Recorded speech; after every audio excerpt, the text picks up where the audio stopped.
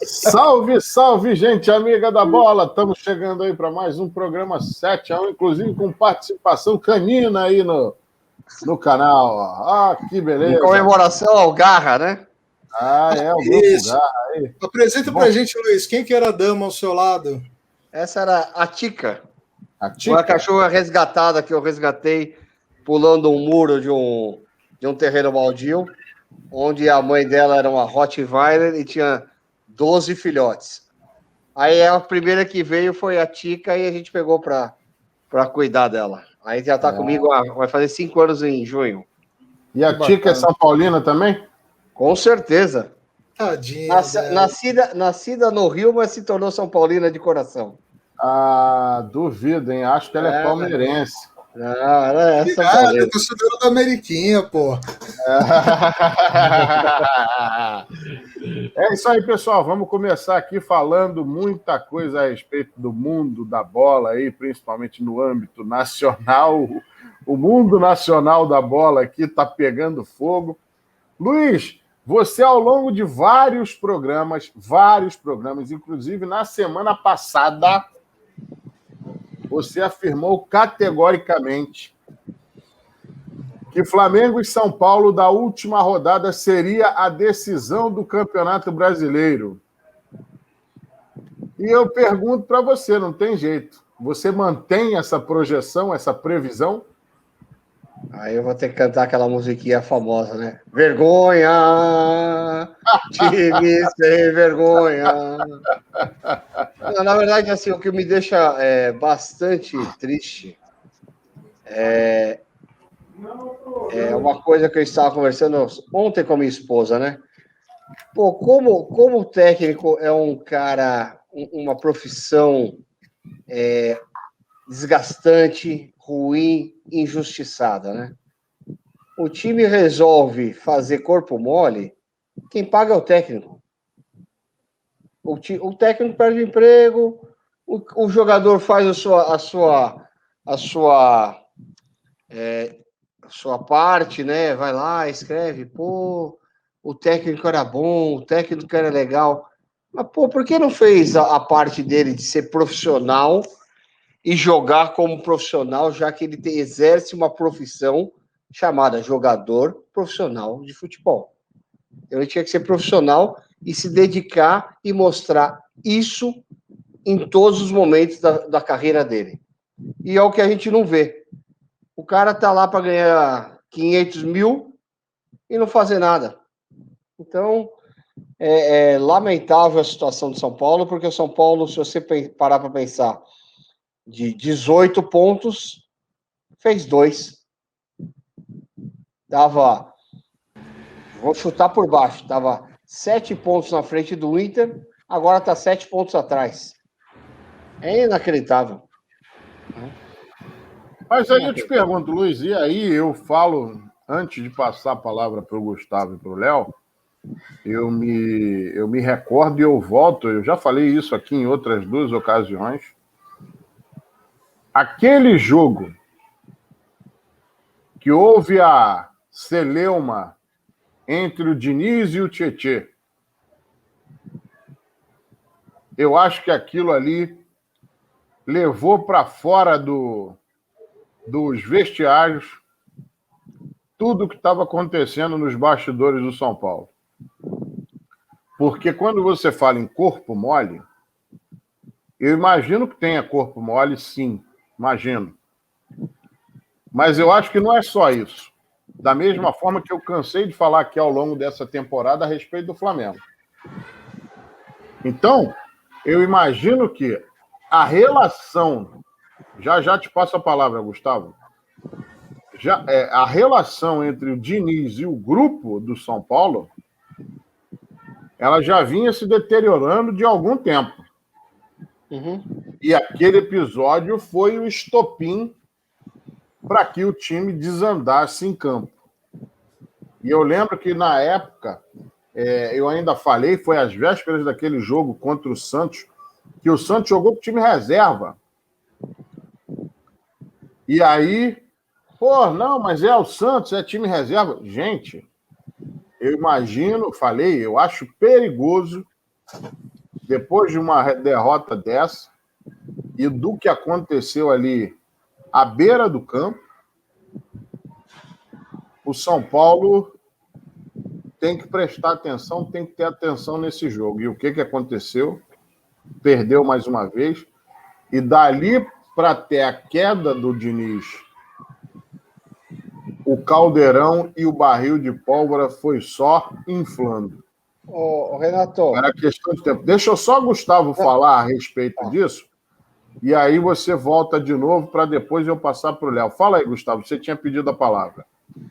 Sim, cara, eu acho estranho. Bom, uma coisa que a gente sempre falou, que sempre foi observado nos trabalhos do Diniz, independente de gostar ou desgostar do trabalho dele, é que os jogadores sempre gostaram dele.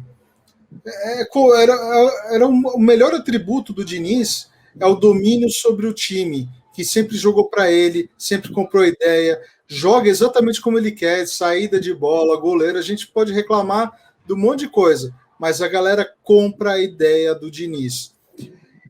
Só que o Diniz, ele sempre foi isso, ele sempre gritou, sempre fez cara de louco na beira do gramado. Será que foi só o caso do Tietê, sabe? Às vezes é o jeito do cara motivar, pô, meu, você não tá jogando nada, você é perninha, não sei o quê, sabe? Gustavo, eu já trabalhei com pessoas assim, Gustavo, que usavam essa estratégia para motivar. Talvez... Não, rapidinho, é só porque talvez eu não tenha me explicado, ou talvez, enfim, seja lá o que for. Ele pode fazer cara de louco, ele pode gritar, ele pode esbravejar, ele pode xingar, ele pode fazer o que for. Tudo é o momento em que você tem um tipo de reação. E conforme você falou, as pessoas gostam dele, coisa e tal, não sei o que, não sei o que lá. Por isso que eu falei, não foi somente o caso do Tietê. O caso do Tietê foi o que nós vimos ali à beira do campo.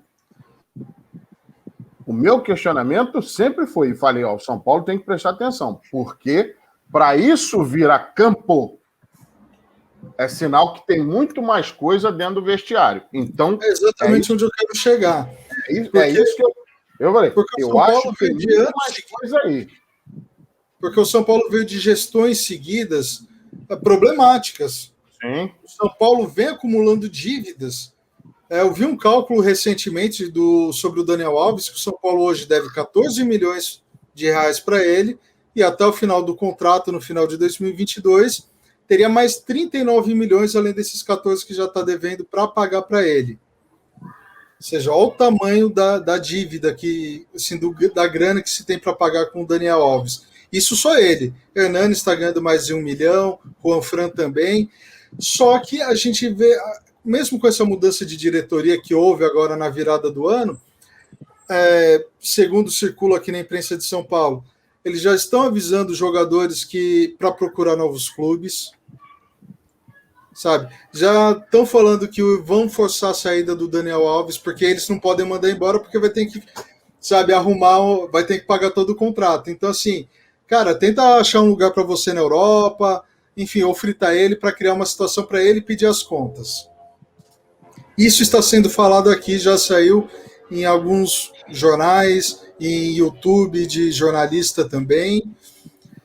Ou seja, eu vejo uma situação problemática de início de trabalho de uma diretoria que pode ter gerado um desgaste dentro do clube, de desacreditar, a gente está trabalhando para esses caras.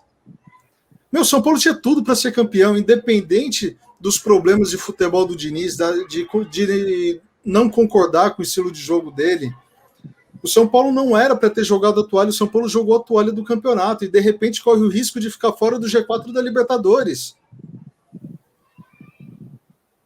Sabe? Então, são, além dos problemas que se tinha, que achavam, agora vai superar a nova diretoria, coisa profissional vindo aí, uma nova mentalidade. Será que é isso mesmo? Será que eles não estão antecipando demais um planejamento de renovação que poderia simplesmente acabar o Campeonato Brasileiro, tentar ganhar um título? Não, Gustavo, eu acho que assim... Eu passo a bola para o Luiz aí, porque ele já queria falar antes, o Luiz tem muito mais propriedade do que eu para falar. Eu só queria complementar, porque o que acontece? Talvez eu me confunda com questão de data aqui, mas eu acho que quando houve a primeira derrota, aquela derrota contra o Bragantino, a diretoria nova estava chegando e eu acho que ainda não tinha nem tempo para esse tipo de coisa acontecer. Eu acho que a diretoria de São Paulo, ela está, vamos dizer, sendo forçada, entre aspas, a tomar esse tipo de atitude, eu acho que em função de todos os resultados que aconteceram. E aí, tanto que uma das providências é a mudança do comando técnico. E, na minha humilde opinião, vem num momento para lá de inoportuno. E deflagra exatamente isso que você acabou de dizer. O São Paulo, depois de liderar o campeonato e de ter o título muito bem encaminhado, pode simplesmente nem participar da Libertadores. Ou entrar numa fase prévia, que hoje mesmo já foi divulgado aí a questão dos potes do sorteio, e quem ficar na fase prévia aí da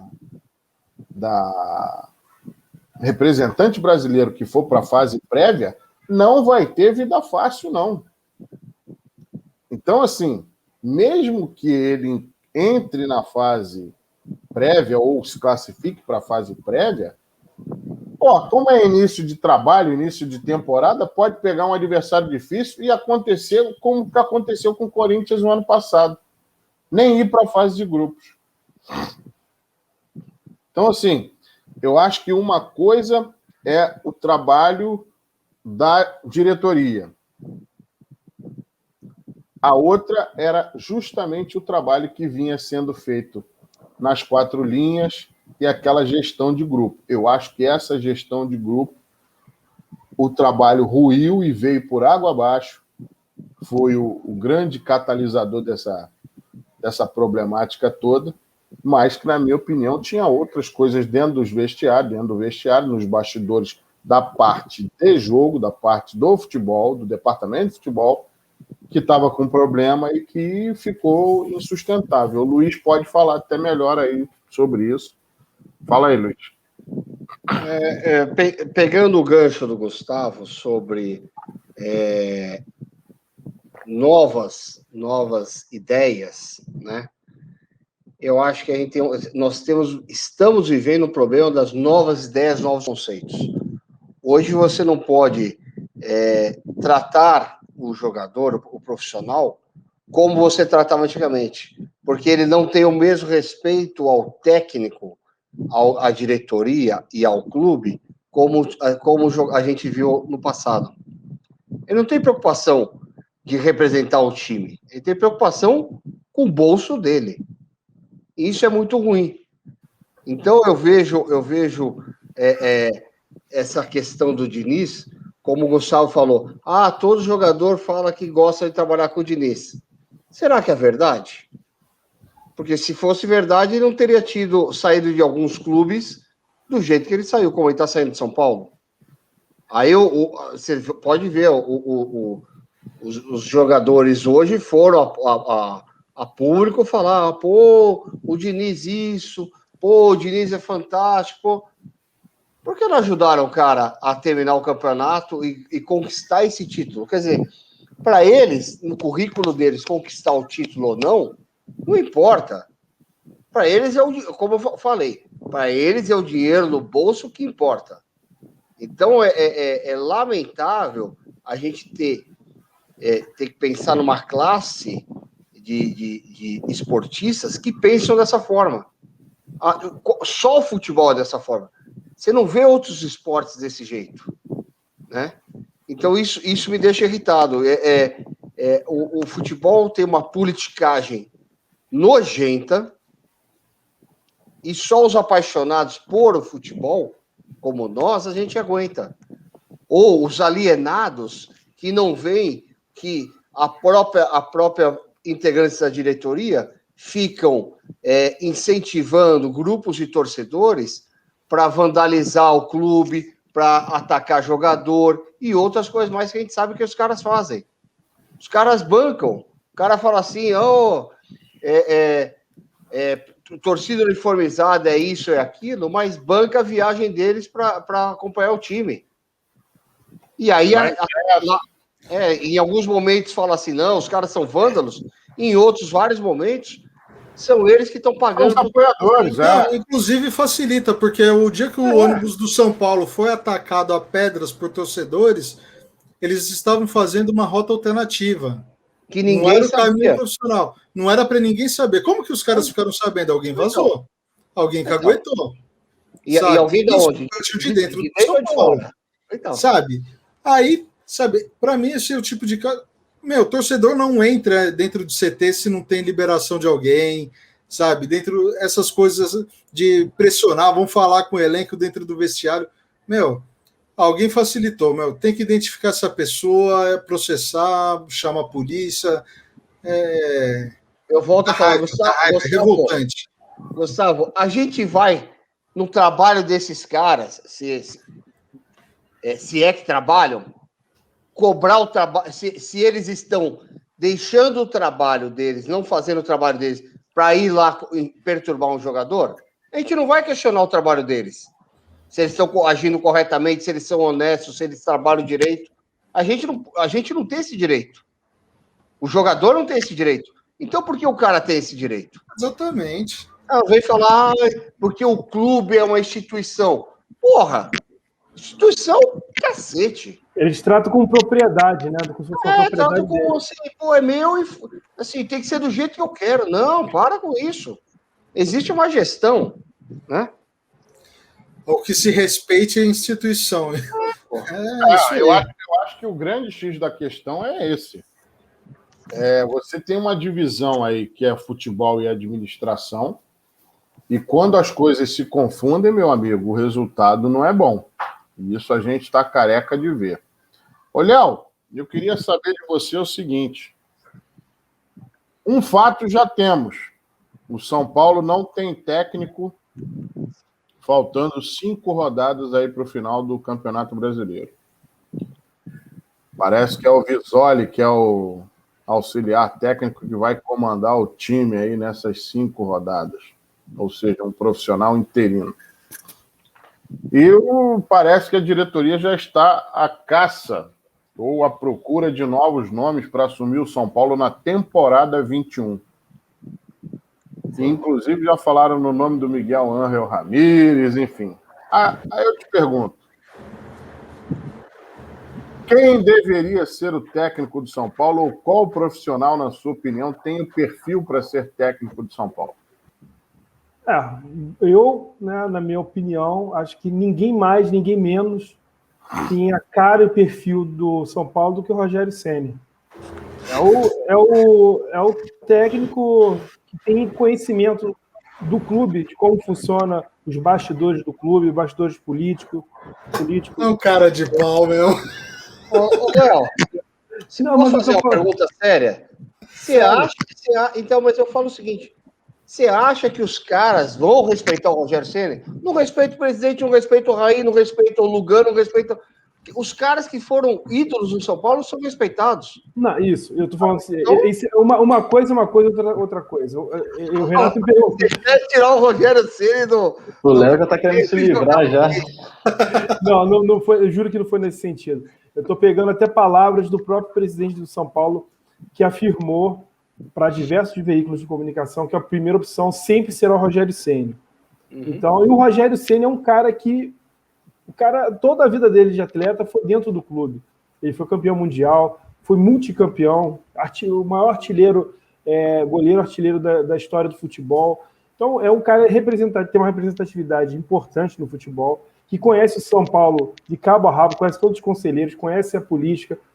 Ele, quando ele assumiu, eu achei precipitado ele ter assumido logo após o encerramento da carreira dele. Acho que ele precisava amadurecer, ainda precisa amadurecer profissionalmente, ter um pouco mais de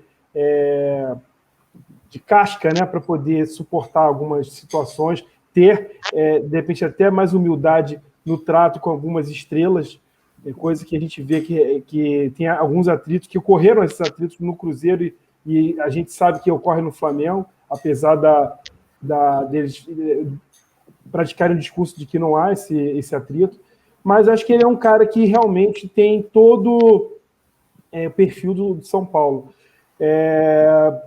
A outra opção seria o Miguel Ángel, né, o Ramírez, porque ele está apalavrado com o Inter, mas ele não tem nenhum pré-contrato assinado com o Inter. E o Inter está fazendo um belo segundo turno, que como a gente pode ver com o Internacional. Acho que seria até injusto com Abel Braga não dar continuidade nesse trabalho que ele está desenvolvendo no Inter, que é totalmente diferente do Cudê, é outro time, não é o mesmo São Paulo, não é o mesmo Inter que estava, mesmo futebol que estava sendo praticado na época do Cudê. Mas voltando às favas para o São Paulo, realmente, assim, se eu fosse o gestor, né, o presidente do São Paulo, já que houve essa demissão, eu manteria o interino até o fim da temporada agora, faltando poucas rodadas. Não tem muito o que fazer. A crise já está instalada, o estrago já está feito, não tem como reverter, não tem como retirar essa diferença, recuperar a autoestima dos jogadores. E, enfim, nesse sentido, acho que a temporada do São Paulo no Brasileiro já está perdida. Léo, só queria fazer 2 colocações. Me perdoa, Renato, rapidinho. Não, fica à vontade. Primeiro é o seguinte, sabe por que o Diniz e o Rogério Ceni têm uma dificuldade de dirigir seus clubes? Porque eles são perfeccionistas, são chatos, são aqueles que treinam até a exaustão. E os caras não estão afim disso. Sim, sim. Então, assim, não adianta ir para o São Paulo. E outro cara que está na mira do São Paulo, que pediu demissão do Olympique de Marseille, é o André Vilas Boas. Não sei se vocês viram. Sim, vi. Ele já teve um papo anteriormente lá com o São Paulo, lá atrás, que não foi finalizado, e ele pediu demissão hoje. Quer dizer, é um cara que pode aparecer no São Paulo antes de outros técnicos que foram falados. Só a questão salarial aí que parece que está pegando, né? Por causa eu acho. Fala, Gustavo. Eu acho que o André seria a melhor das opções para o São Paulo, só que tem outros estrangeiros que foram ventilados, como o Leonardo Jardim e o próprio Miguel Ángel Ramírez, mas já foi absolutamente descartado o técnico estrangeiro pela diretoria de São Paulo. Quem está em pauta hoje é Rogério Ceni, o Wagner Mancini, que eu acho que é a pior das escolhas, é tipo investir em mais 9 anos sem título. Talvez se ganhar uma Série B, se for rebaixado, porque ele é um técnico de segunda linha. E eu não sei mais quem possa estar nesse meio aí, mas ele deve ser técnico estrangeiro. O Aguirre está no papo também. O técnico já está lá no São Paulo, só ele aceitar, que é o Muricy Ramalho. Esse não aceita. A cláusula dele está desse tamanho assim, escrito: não dirige o time. Ponto pacífico. Mas ele está lá. Passando, já que a gente já falou muito de Diniz aqui, vamos falar um pouquinho de quem está sorrindo de orelha a orelha aqui. Vamos deixar um pouquinho o São Paulo de lado, vamos falar do outro lado do muro aí. Vamos falar um pouquinho de quem está sorrindo de orelha a orelha. Primeiramente, Vitão, boa noite. Está refeito já? Mais ou menos. Eu estou em processo de recuperação. É mesmo? É verdade.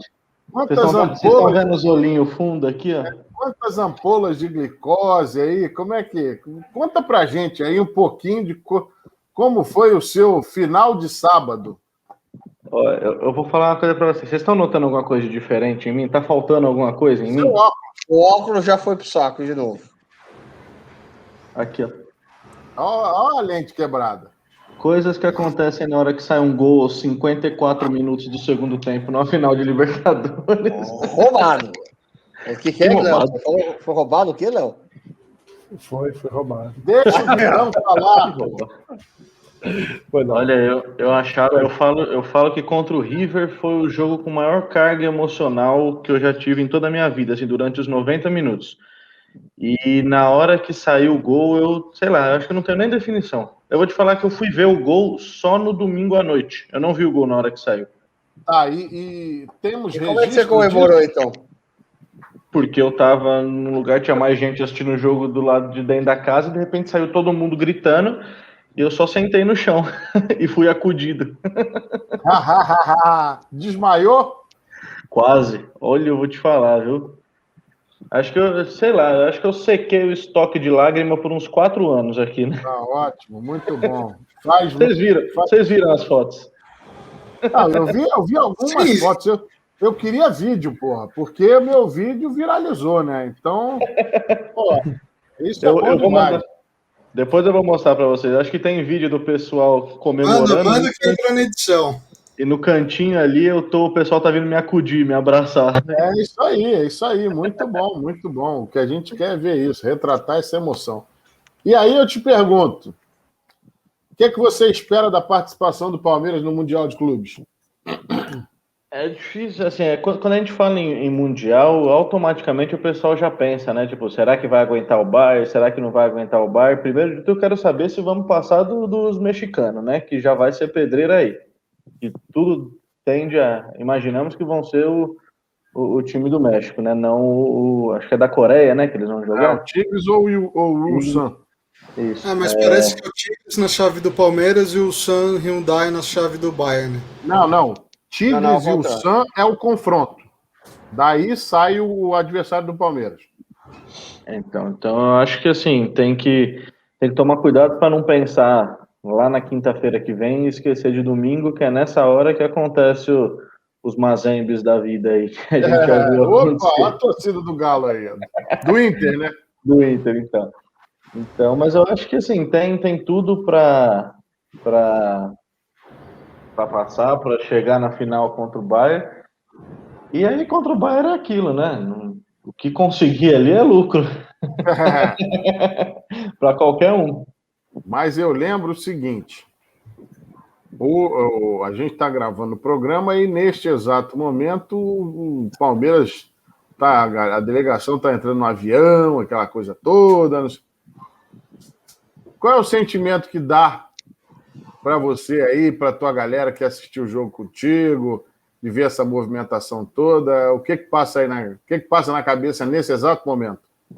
Eu tô muito, assim, acho que toda essa campanha da Libertadores está sendo muito parecido para mim. Quando faltam alguns dias assim, eu acho que meio que automaticamente eu não tô pensando e associando. Então, assim, na final, o negócio foi cair minha ficha e eu fui ficar meio doido da cabeça só lá para sexta-feira à noite. Assim.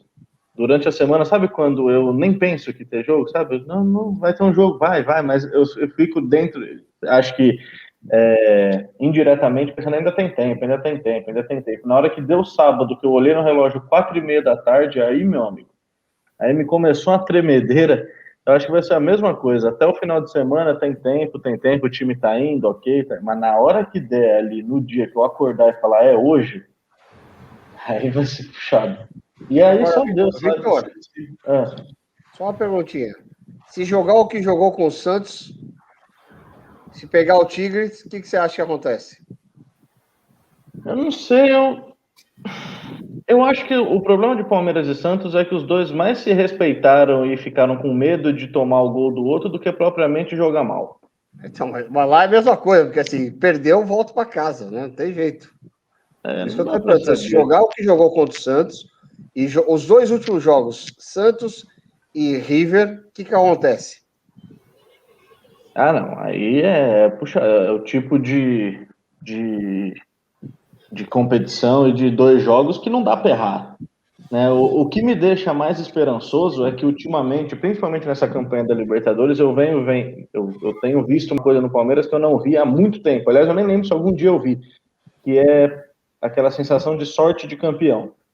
Então, assim, as coisas que aconteceram com o Palmeiras, de tipo, quando jogou mal contra o Libertad, o massacre que tomou contra o River, fazer gol no finalzinho contra o Santos na final, isso são tudo coisas que eu acreditaria que aconteceria contra o Palmeiras alguns anos atrás. Era a típica coisa que acontecia contra o Palmeiras. Vai numa final, até 50 minutos e toma um gol no final. e toma um massacre na semifinal do time argentino, e tudo isso que vem acontecendo, assim, tá dando certo.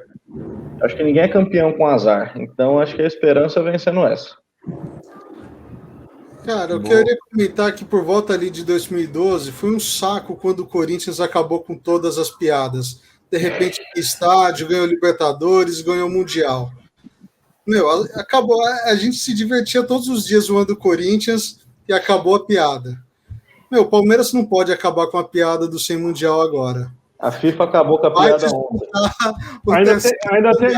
Ainda tem a copinha. A FIFA acabou com a piada ontem. Ou vocês não viram que ela postou que o Palmeiras estava indo hoje rumo ao bi? Então acabou a piada já. Eu só acho justo o Breno Lopes... Vamos botar aquela da FIFA aí, pô. Vitor, isso daí... Tá falando, beleza. Eu só acho justo... corno.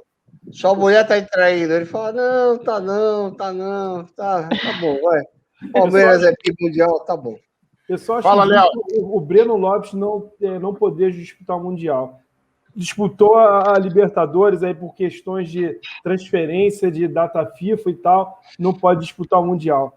Então, acho que faltou um pouco de bom senso, né? Se ele estava disputando o campeonato, né? Pegou reta final, 30 de novembro, se ele conseguiu disputar, fez o gol da final, não pode disputar o campeonato que ele fez o gol que deu dar acesso. Acho um pouco de contradição. Isso dá motivo para caçar o título do Palmeiras. Pelo menos ele tá indo ele tá viajando com o elenco. Pelo menos.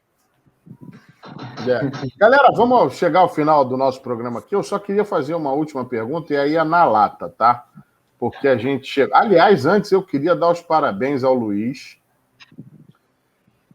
porque foi o único do canal que apostou que a Chapecoense seria campeã da Série B. É verdade. Os outros, inclusive eu, falei que seria o América. Mas, Luiz, impressionante. Por causa de um gol, um pênalti. Peraí. Quem é o líder dos pitacos? Quem é o líder do pitaco? Eu tô falando de Série B. Eu sou líder do pitaco, sabe tudo, pô. Não sabe nada. Isso é os últimos serão os primeiros. O nome já diz pitaco. Pitaco é pitaco. Então, a pergunta... Agora que eu já te dei os parabéns, para você não ficar muito empolgado, só que você sabe tanto que a primeira pergunta que eu te fiz, você tangenciou, fugiu da resposta, enfim. Não, fugi não. Parabéns pro Renatão também, que tá cheio de bexiga aí atrás. Aí, Renatão! Ô, Renatão, já tá preparado pro carnaval na Viradouro? Mais ou menos isso. É porque o carnaval, geralmente, é em fevereiro, e o primeiro dia de fevereiro é um dia para ser comemorado para sempre, tá? Então, meus amigos, esteja eu neste plano ou não, vocês podem comemorar à vontade, lembrando da minha pessoa, tá? Muito obrigado aí. Agora, o seguinte, 33ª rodada do Campeonato Brasileiro concluída, e aí eu vou dar uma deixa aí para vocês. Internacional, Flamengo e Atlético Mineiro. Quem vai ser o campeão brasileiro? Qual vai ser aí, na opinião de vocês, faltando essas 5 rodadazinhas aí, o campeonato está pegando fogo? Gustavo, começa com você, na lata. Vai ser o Saci com uma perna só, cara. Boa. Luiz, Já que você disse que o São Paulo, não ia ser mais a final, que não sei o quê. Espera um pouquinho. Flamengo, Inter e Galo. Bora, na lata. Primeira opção, São Paulo, porque com o novo técnico é capaz de ganhar os próximos 5 jogos e ser campeão. Tá bom. O que eu falei lá atrás? A final vai ser São Paulo e Flamengo e vai ser disputado no último jogo. Guarda aí. Na primeira pergunta que eu fiz hoje, você já cantou musiquinha vergonha, não sei o que. Não, pera um pouquinho. Uma coisa é você falar que os jogadores estão agindo com são uma vergonha para a instituição São Paulo. Eles derrubaram o técnico, não adianta falar que não fizeram nada. E eu não acredito nessa coisinha de a gente gosta do técnico. Não. Fizeram o cara cair. Então Luiz, responde na lata aí. Galo, Inter e Flamengo. Escolhendo entre os três, eu vou preferir o Inter. Vitor? Mas vai ganhar São Paulo. Eu acho que o Inter ganha porque vão ter 3 jogos aí com adversários que não estão bem. Vai jogar ainda contra o Sport, Vasco e Corinthians. Então acho que tem tudo para ele ganhar esses jogos e aí vai ser campeão. Mas eu acho que a grande final desse campeonato acontece dia 21 de fevereiro, né? Inter e Flamengo. Acho que vai ser muito legal se chegar nesse dia com uma diferença de pontos onde quem ganhar vira líder. Aí vai ser uma final num pontos corridos. Ou vira líder ou permanece líder, né? Isso, exatamente. Léo, preciso te perguntar ou tua camisa já responde?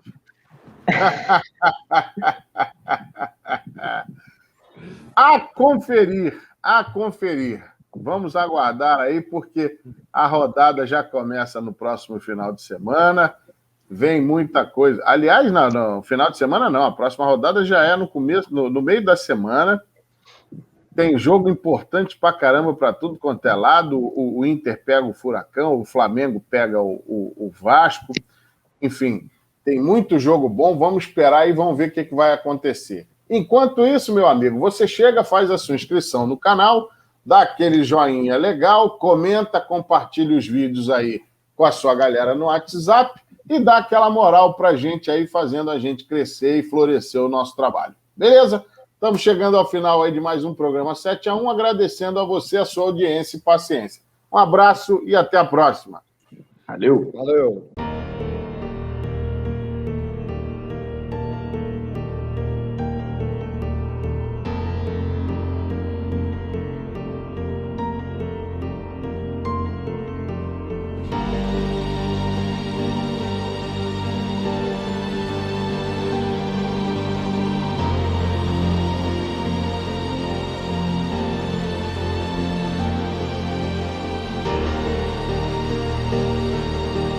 Yeah, yeah, yeah, yeah, yeah, yeah, yeah, yeah.